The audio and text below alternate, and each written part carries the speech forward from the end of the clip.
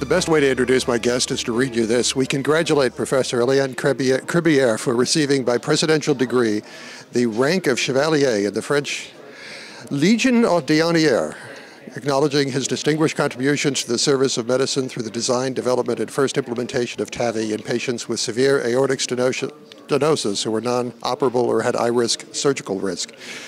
10 years of TAVR. Congratulations. Thank you very much. After 10 years, what do you think? Has it been fun? Is it better than you thought? I am not sure that the word of fun is really adapted, but it was really. I am absolutely stunned by the expansion 10 years later of this new technology, you know, because I have been under the criticism of so many experts at the beginning of this experience. And 10 years later, not only TAVR does exist, but also it's keeping expanding worldwide. So there are not so many interventional cardiology procedures that did survive 10 years and keep expanding after 10 years. You know, I can just compare with coronary stent, for example. So I am really fascinated because today, after all this very difficult period of development, we have more than 50,000 patients benefiting of this new technology worldwide. So it's, I think we can say that it's a big success. There has been tremendous care and dedication among those people who are expanding this over the course of the 10 years. It seems to be a more thoughtful rollout of a technology and device that I have ever seen. Yes, well, actually, I am also stunned by this the unbelievable progress in technology that explains also partially the expansion of the technique. First of all, you know, there is a clinical need, so we could expect to have this expansion.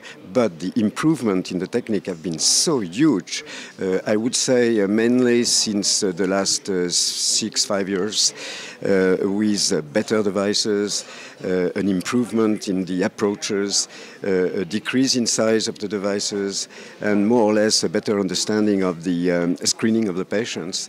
If you put all of that together, we can understand that now today this technique is really so largely used worldwide. So in 5 years from now, 10 years from now, what do you expect to see? Well, within 5 years, you know, I cannot really read in the palm of the hand, but we can probably foresee an expansion of the indications to patients who are at lower risk or younger patients. So this is the current expansion that we can observe in Europe. As you know, the prognostic score for including the patients are steadily decreasing. So today we have 2 studies which are assessing the effect of TAVR in patients with a relatively low Euroscore or low STS score, like the TAVR trial in Europe and the Partner 2 trial in the United States.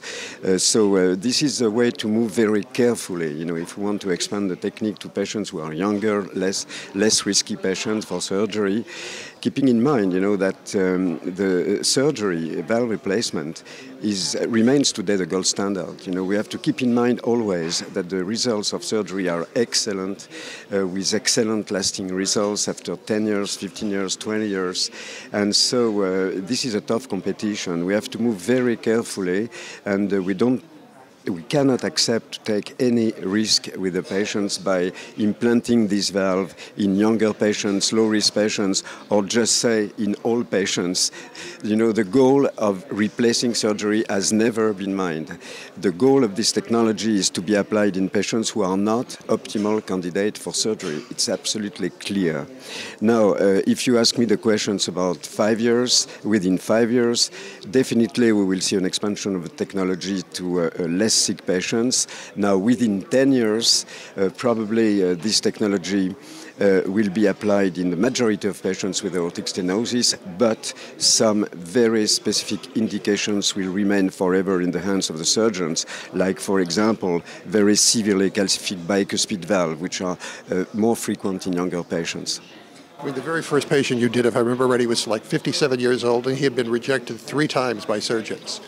Well, the very, very first patients had all the contraindications that we respect today for doing TAVR.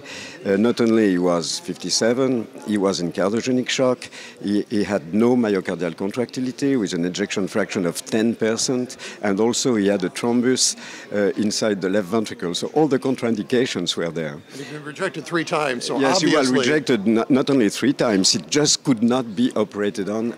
It was a formal contraindication to surgery. So I must say that sometimes we need a little chance. You know, when we start a new procedure, I hesitated a lot. You know, and also because in these patients we didn't have any femoral artery approach feasible because the two femoral arteries were occluded. So we had to improvise a transseptal approach for these very first patients who had all the usual contraindication of TAVI. You know, so God was with us in the cath lab this day. Thank you very much for 10 years of changing lives. I appreciate it a lot. Thank you. Thank you, sir. Thank you.